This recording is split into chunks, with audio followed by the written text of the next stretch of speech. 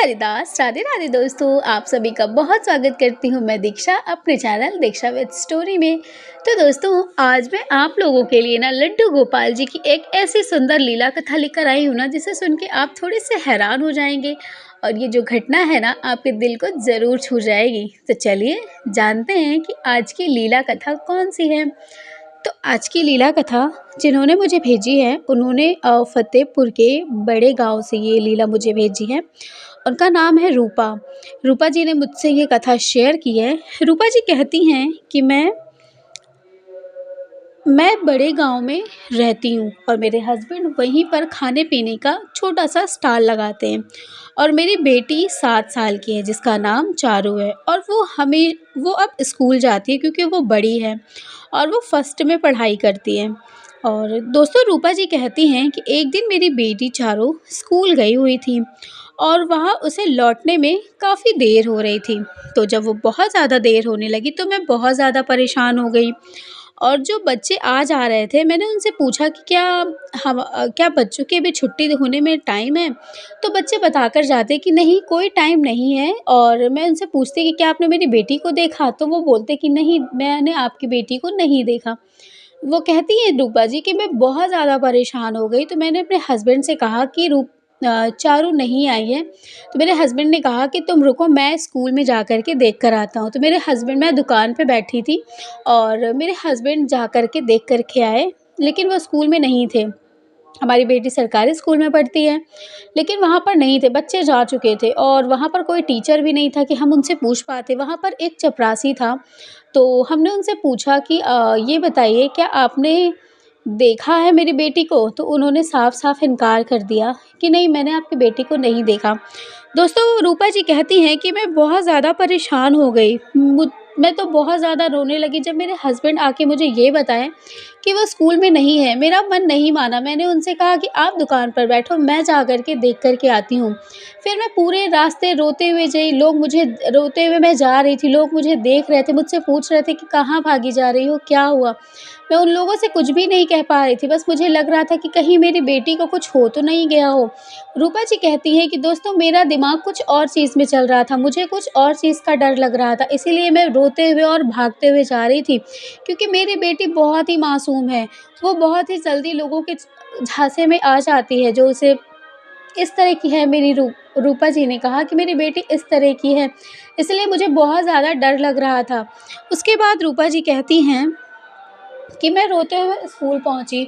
मैंने स्कूल में चारों तरफ देखा, लेकिन मेरी बेटी कहीं नहीं थी। लेकिन मैंने जब स्कूल के एक ओर और देखा, तो मैंने देखा कि वहीं पर मेरी बेटी बैठी हुई है। तो मैं तो देख कर के मेरे दिल में सुकून-सा मिला, मुझे तसल्ली मिली।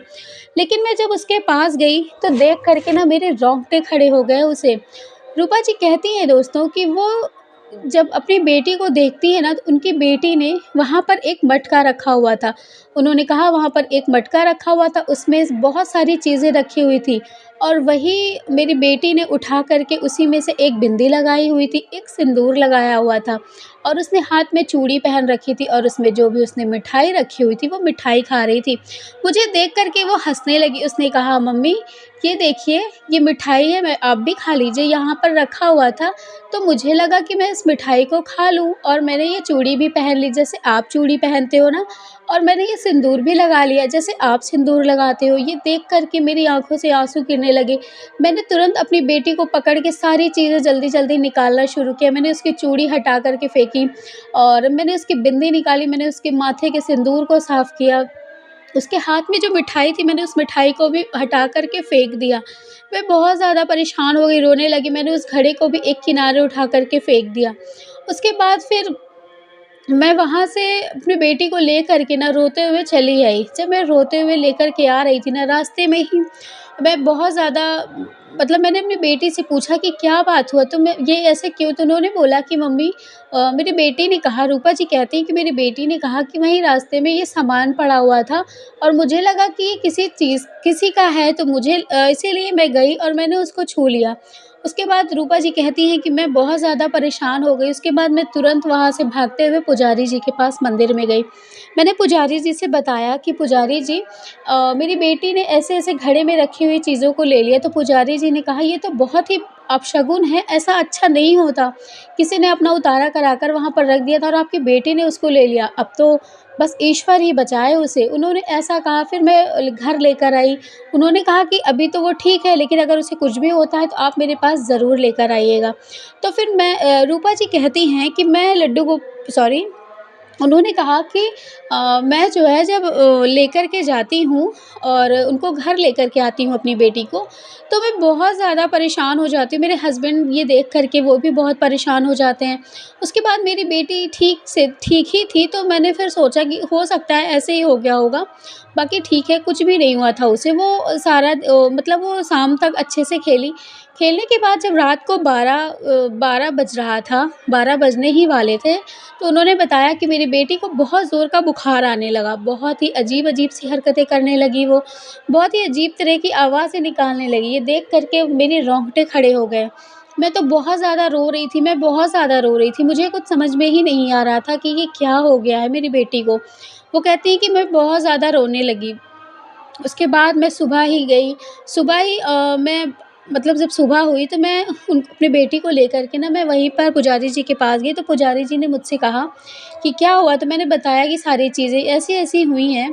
तो फिर मैं जो है फिर मेरी जो बेटी थी, पुजारी जी ने उसको बिल्कुल से कुछ झाड़ा लगाया, उन्होंने बोला कि ठीक है, अब आपकी बेटी को आराम मिल जाएगा। उसके बाद फिर वो मेरी बेटी जब आई ना, तो कहती है कि जब चारू घर आई तो उसके हाथ में एक काले कपड़े में बंधी हुई एक चीज़ थी, क्योंकि वो घर आई तो उसको थोड़ा-सा ठीक लगा तो वो खेलने लगी, और जब वो खेलने लगी ना तो उसने मतलब एक काला कपड़ा था, काले कपड़े में वो लेकर के आई। जब मैं अंदर आई वो लेकर के, तो उसने मुझे दिखाया कि मम्मा ये देखो, मैं एक चीज़ मुझे मिली है। तो ये जब मैंने वो चीज़ देखी तो मैं तो देख कर के हैरान रह गई। मैंने कहा ये क्या है? मैंने जब उनको खोला तो उसमें एक लड्डू गोपाल जी थे, जो काले कपड़े में बंधे हुए थे और उन्होंने काले कलर की माला पहनी हुई थी। उसके बाद लड्डू गोपाल जी को देख कर के रूपा कहती हैं कि मैंने उनको तुरंत उठाया और वहीं से इतनी ज़ोर से फेंका कि वो जाकर सड़क पर गिरे। क्योंकि मैं नहीं चाहती थी कि मेरी बेटी को कुछ भी हो या मेरी बेटी कुछ भी कहीं से उठा कर लाए, क्योंकि उसके साथ कल रात जो भी हुआ ना, वो बिल्कुल हैरान करने वाला था। उसके बाद रूपा जी कहती हैं कि फिर मैंने अपनी बेटी से ये बात कही कि तुम अब कोई भी चीज़ नहीं छूओगी, चाहे जो भी हो। उसने कहा कि मैं तो वहाँ से लेकर आई थी, तो रूपा जी कहती हैं कि मैंने उसकी एक भी बात नहीं सुनी। उसके बाद मैंने लड्डू गोपाल जी को उठा कर के सड़क पर फेंक दिया था। उसके बाद शाम हुई, शाम से रात हुई। रात को मेरी बेटी की तबीयत अचानक से फिर ख़राब होने लगी। जब उसकी तबीयत ख़राब होने लगी तो मैं बहुत ज़्यादा परेशान हो गई। तो पंडित जी जो थे उन्होंने एक जल दिया हुआ था अभिमंत्रित करके। उन्होंने बोला कि जब कुछ ऐसी दिक्कत आए तो जल को छिड़क देना उसके ऊपर। तो मैंने जल को छिड़क दिया, मेरी बेटी फिर से थोड़ी-सी ठीक हुई। उसके बाद मैं सो गई। सोने के बाद जब मेरी आँख खुलती है ना दोस्तों, तो वो कहती है रूपा जी कि मैं बिल्कुल हैरान हो गई कि मुझे ऐसा सपना कैसे आया। रूपा जी कहती हैं कि दीदी मुझे ऐसा सपना आया, मैं सो रही थी और मुझे लगा कि कोई मेरे दरवाज़े के पास खटखटा रहा है, और जब मैं जाकर के खोलती हूँ ना तो वहाँ पर एक पैर के बल, जैसे घुटनों के बल चलता हुआ एक बच्चा आया। उसने मुझसे कहा कि मुझे अंदर ले लो, लेकिन मैं उसको अंदर नहीं लाती हूँ। मैं उससे कहती हूँ कि तुम भी यहाँ से चले जाओ, मेरी बेटी बहुत ही बुरी तरह से बीमार है, तुम भी बीमार हो जाओगे, तुम यहाँ से चले जाओ। उसके बाद वो बच्चा कहता है कि अगर मैं तुम्हारे घर में नहीं आऊँगा ना तो तुम्हारी बेटी ठीक नहीं होगी। ये कहते हुए वो बच्चा रोने लगता है, लेकिन फिर भी मैं उसको अपने अंदर नहीं लाती हूँ। मैं उसको ज़बरदस्ती बाहर करके मैं अपना दरवाज़ा बंद कर देती हूँ। उसके बाद ये मतलब ये जो उनको सपना आया ना, वो कहती हैं कि सुबह मैं बहुत ज़्यादा परेशान थी, इस बारे में सोच रही थी। उसके बाद मैं फिर सुबह पंडित जी के पास गई, जो हमारे यहाँ पुजारी जी हैं। मैंने उनसे फिर से ये बात कही कि पंडित जी मुझे ऐसे-ऐसे सपने आए, और मैंने उनसे सारी बात बताई। जब उन्होंने कहा कि वो एक मूर्ति लेकर आई थी, काले कपड़े में थी, जो मैंने उसे उठा कर के फेंक दिया। और जब पंडित जी ने मुझे बताया, पंडित जी से जब मैंने बताया कि वो एक मूर्ति थी जिसने एक छोटा-सा लड्डू लिया हुआ था, वो घुटने के बल चल रहा था, वो एक ऐसी थी। वो कहती है रूपा जी कि मैं आपको सच बताऊँ दोस्तों, मैंने लड्डू गोपाल जी को कभी नहीं देखा था, इसलिए मुझे नहीं पता था कि वो लड्डू गोपाल जी हैं। मुझे लगा कि मेरी बेटी कहीं से फिर कुछ उठा करके लेकर के वो आ रही है, इसीलिए मैं डर के मारे उनको फेंक दी थी। फिर मैंने पुजारी जी ने जब मुझे लड्डू गोपाल जी को दिखाया तो मैं देख कर के हैरान रह गई। मैंने कहा हाँ, ये वही लड्डू गोपाल जी हैं जिनको मैंने अभी फेंका था। तो उन्होंने बोला कि ये वो लड्डू गोपाल जी नहीं है, ये तो मेरे लड्डू गोपाल जी हैं, और तुमने जिन्हें फेंका था ना, वो साक्षात परब्रह्म हैं, वो साक्षात ईश्वर थे जो तुम्हारे घर आए थे तुम्हारी बेटी को ठीक करने के लिए। और तुम्हें पता है तुम्हें वो सपना क्यों आया? वो उन्होंने बोला ना कि जब मैं तुम्हारे घर आऊँगा तभी तुम्हारे घर में तुम्हारी बेटी ठीक होगी, उसके अलावा तुम्हारी बेटी को ठीक नहीं कर सकता कोई। सोचो, वो इतना छोटा बच्चा तुमसे बातें कर रहा था। ये सोचते हुए रूपा जी कहती हैं कि हाँ, ये तो मैंने सोचा ही नहीं। उसके बाद रूपा कहती हैं कि अब मैं क्या करूँ पंडित जी, मुझे बताइए। तो उन्होंने बताया कि उन्होंने पंडित जी ने कहा कि तुम्हारी बेटी को तो मैं ठीक कर दूँगा, लेकिन तुमने जो लड्डू गोपाल जी के साथ ऐसा किया है ना, इसके लिए मैं तुम्हें कुछ भी नहीं कह सकता। तो रूपा कहती हैं कि वो लड्डू गोपाल जी के बारे में मुझे नहीं पता था, मैं क्या करूँ? मुझे सब समझ में नहीं आ रहा। वो बहुत ज़्यादा रोने लगी। तो फिर पंडित जी जो थे उन्होंने बोला कि मैं आपकी बेटी का उतारा करवा दूँगा। तो जैसे ही उतारा उन्होंने करवाया, जैसे ही पहले से वहाँ पर करवाया हुआ था, उन्होंने बोला कि मैंने भी सारा उतारा करवा के वहीं पर रखवा दिया। उसके बाद उनकी बेटी ठीक हो गई। लेकिन रूपा कहती है कि मेरे मन में वो गिल्ट हमेशा से बना रहा, मैं लड्डू गोपाल जी को मैंने कैसे फेंक दिया, मैंने भगवान को कैसे फेंक दिया। उसके बाद वो कहती हैं कि मैं लड्डू गोपाल जी को एक घर लेकर आई, क्योंकि मैं अपने पापों का प्रायश्चित कर सकूँ। मैंने उन लड्डू गोपाल जी को बहुत ढूँढा, लेकिन वो शायद नहीं थे मेरी किस्मत में, मुझे नहीं मिले। मेरी बेटी लेकर के आई थी उनको, लेकिन फिर भी वो मुझे नहीं मिले। और उसके बाद फिर मैं उन एक लड्डू गोपाल जी को लेकर आई हूँ, मैं उनकी सेवा करती हूँ, लेकिन फिर भी मैं उनका ही हमेशा चेहरा देखती हूँ। पता नहीं क्यों वो मुझसे खुश नहीं रहते, वो मेरे घर में बिल्कुल खुशी जैसा माहौल ही नहीं रहता कि मैं लड्डू गोपाल जी की पूजा कर रही हूँ। मैं लोगों को सुनती हूँ, रूपा जी कहती हैं कि मैं लोगों को सुनती हूँ कि लोग लड्डू गोपाल जी चमत्कार करते हैं, ऐसा करते हैं, वैसा करते हैं, लेकिन मुझे आज तक ऐसा कुछ नज़र ही नहीं आया। तो फिर उन्होंने ऐसी बात कही दोस्तों, उसके बाद उन्होंने बताया रूपा जी ने कि मैं लड्डू गोपाल जी की सेवा आज भी कर रही हूँ दीदी, और मैं बहुत ज़्यादा खुश नहीं रहती। उन्हीं लड्डू गोपाल जी के बारे में मैं हमेशा सोचती हूँ जब मैं इन लड्डू गोपाल जी की पूजा करने जाती हूँ। मेरे मन में शांति नहीं आई है। तो फिर उन्होंने दोस्तों ये घटना मुझे बताई, यहीं तक थी ये घटना। तो जब उन्होंने मुझे ये घटना बताई ना, तो फिर मैंने उनसे कहा कि कोई बात नहीं, भगवान एक ही हैं, चाहे वो लड्डू गोपाल जी हों, चाहे किसी और के हों, चाहे कोई भी हो। लड्डू गोपाल जी ना एक ही हैं, सिर्फ़ भगवान एक ही हैं, सब में वो हैं। ऐसा नहीं है कि वो दूसरे लड्डू गोपाल जी हैं और वो दूसरे लड्डू गोपाल जी, ऐसा कुछ भी नहीं है। आप ऐसा मत सोचिए, ठीक है? और आपने जो भी किया गलती में किया, आपने अपने बच्चे को बचाने के लिए किया, कि आपको ये लगा कि आपके बच्चे कुछ लेकर के आए हैं, इसलिए आपने उसको गलती से उठा के फेंक दिया। तो भगवान जी आपको इस चीज़ की सज़ा कभी नहीं देंगे। गलती से किया हुआ पाप ना भगवान भी क्षमा करते हैं। जब जानबूझकर किया हुआ पाप तो वो क्षमा ही करते हैं। तो आपने तो गलती से ऐसा किया। लड्डू गोपाल जी कभी किसी को, अपने कभी भक्तों को कभी कोई दुःख नहीं देते। तो मैंने उनको ये चीज़ बताई, तो उन्होंने मुझे कहा कि दीदी मैं लड्डू गोपाल जी की सेवा करूँ या ना करूँ, क्योंकि मेरा मन बिल्कुल अंदर से मानता नहीं है कि मुझे लगता है मैं उनकी सेवा करूँ, लेकिन मुझे लगता है कि वो खुश नहीं है। तो मैंने कहा ऐसा कुछ नहीं है, भगवान खुश होते हैं।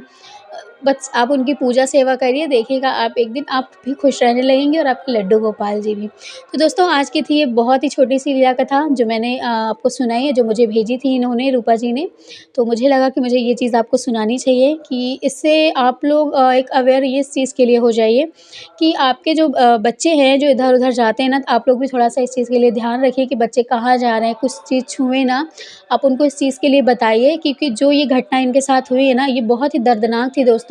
सुनने में हमको और आपको नहीं लगता ना, लेकिन जिनके साथ ये बीती है ना, जो उन्होंने बताया है ना कि दीदी मैं हर रात कैसे डर-डर के जीती थी अपनी बेटी के लिए, कहीं मेरी बेटी को कुछ हो ना जाए। तो इसीलिए दोस्तों आप भी इस चीज़ से सतर्क हो जाइए कि कभी अपने बच्चे को कोई ऐसी अनजानी चीज़ ना लाने दें घर पे और ना ही छूने दें।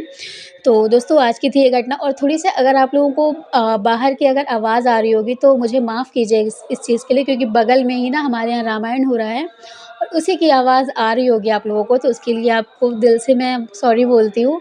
इग्नोर कीजिएगा आवाज़ को, ठीक है? तो लड्डू गोपाल जी की लीला कथा यहीं तक थी दोस्तों। मिलूँगी आप लोगों से कल नई लीला कथा के साथ, तब तक के लिए राधे-राधे, जय श्री कृष्णा।